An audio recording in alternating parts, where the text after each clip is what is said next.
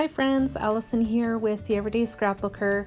I'm dropping in to share with you another die cut layout. This layout was created in Design Space and cut with my Cricut. I wanted to do something a little bit different with this layout. There was an image in Design Space that I didn't care for. I was looking for plaid, and there wasn't really anything that inspired me in my Cricut image library.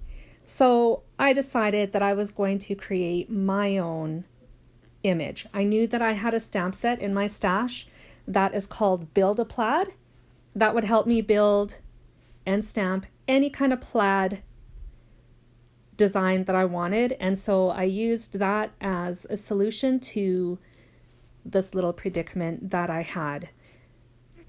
I'll show you that in just a moment, but here's some of the first die cuts that I cut with my Cricut. Obviously, I'm gluing them to my layout.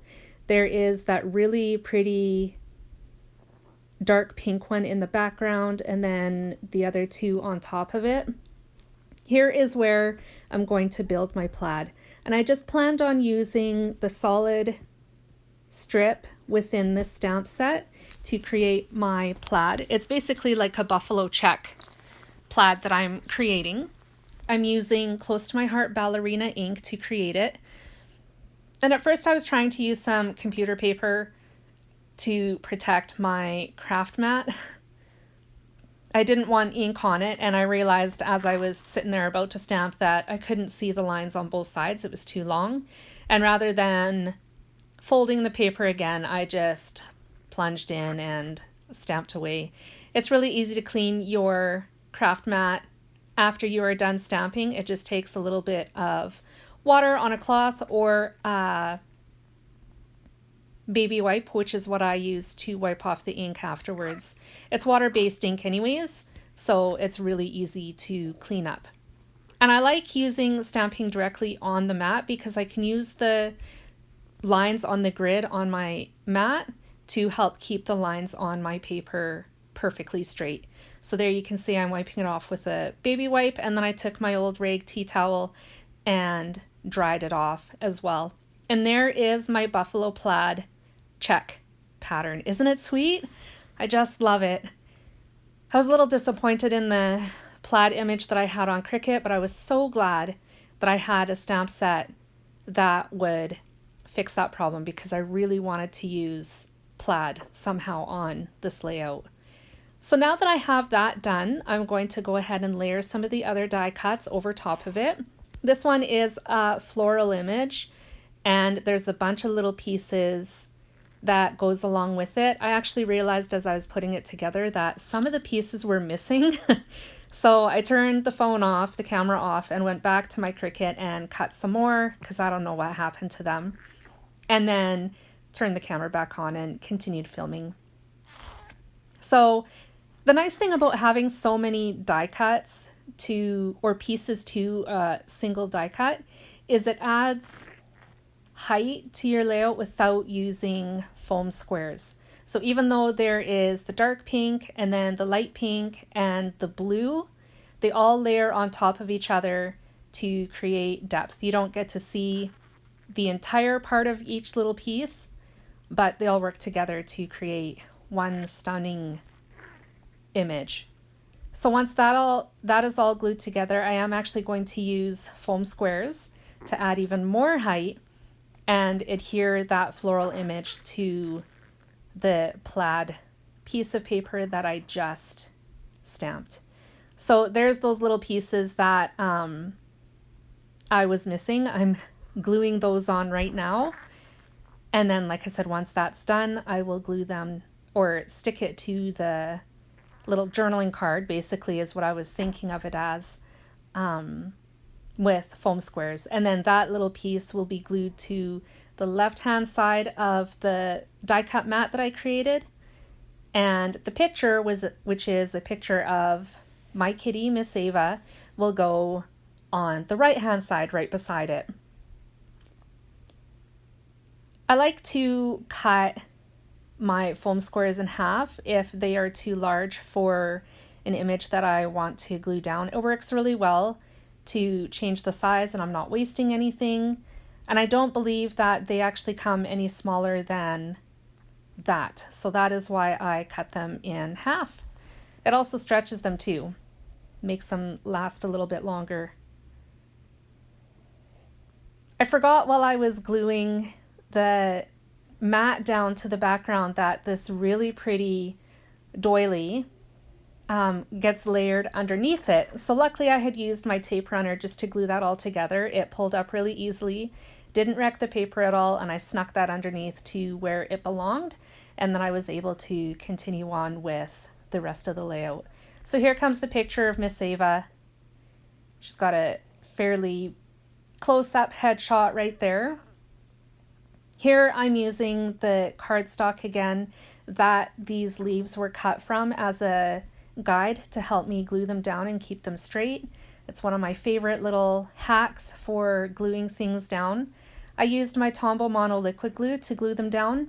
I'm actually getting low on it. I have to replace it hopefully soon. I don't know when I'm going to be able to do it, but that is on my to-do list. I use some washi tape to hold it in place so that it doesn't move around while I'm in the process of gluing everything down. Next up comes this really pretty floral accent, which you just saw there. There's a circle that is going to get glued to the back of the flower, which is the center of the die cut. Once I have that down, I'll add foam squares to that as well, and I'll cut some more of those foam squares in half too for the smaller pieces, and then I will attach it to the layout over top of the leaves that I just glued.